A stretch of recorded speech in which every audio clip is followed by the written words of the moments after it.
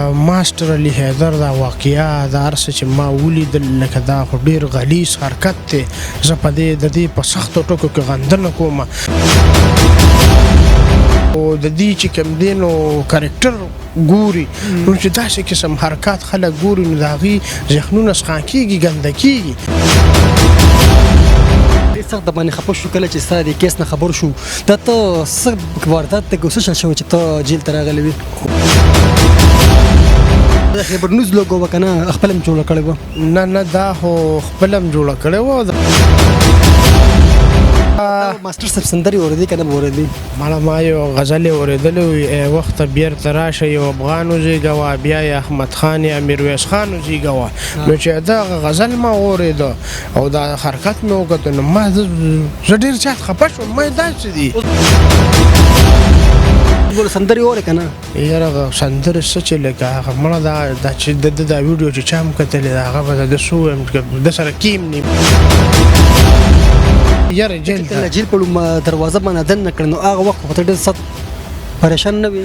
پریشان په دې وم چې خامخا تورې تنبو شاته شي ویله به خبر شي چې تورو تنبو شاته شي چاته پته نه لګي دا خو چې ته دننه شي او د خونو دا لرګي د ونیسي که نه او په طبقې د کښېنئ بیا به ته پته ولګي. موبایل یې ته پرېښودو که نه پرېښود تا سره خو به حق رابطې ساتلې؟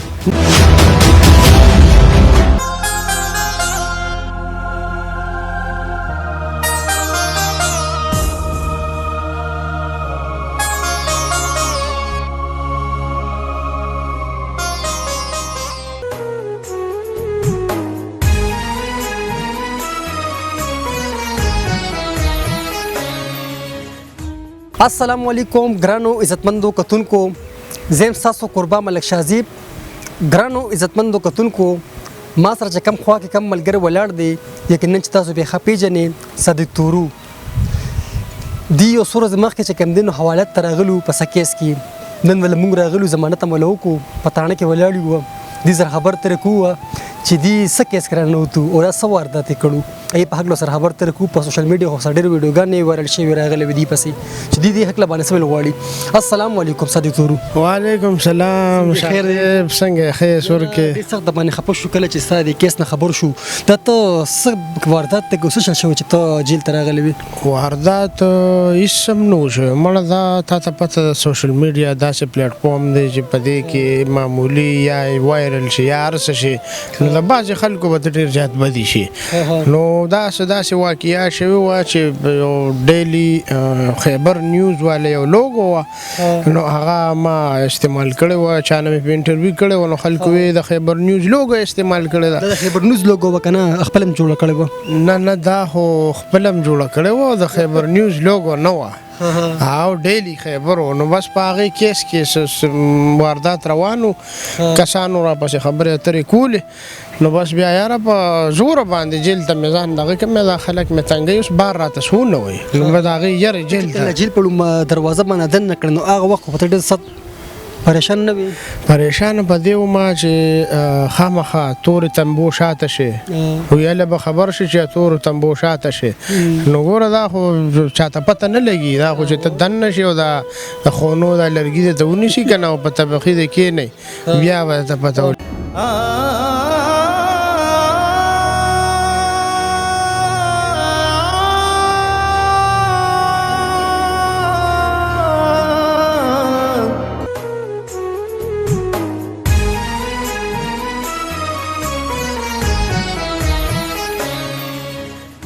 موبایل یې ته پرېښودو که نه پرېښود تا سره خو به حق رابطې ساتلې؟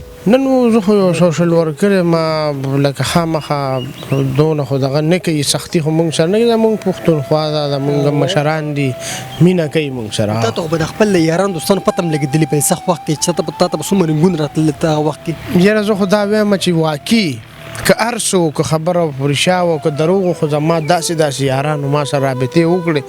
بله دا خبره کومه نن سبا سوشل میډیا باندې چې کوم دی نو د ماسټر صاحب ویډیو وایرل شوی د څه کیسه مې څه شوې ده دې هکله باندې ته څه ویل غواړې؟ یار دې خو ډېر ښه ګوره ماستر علي حیدر دا واقعیا دا هر څه چې ما ولیدل لکه دا خو ډېر غلیظ حرکت دی.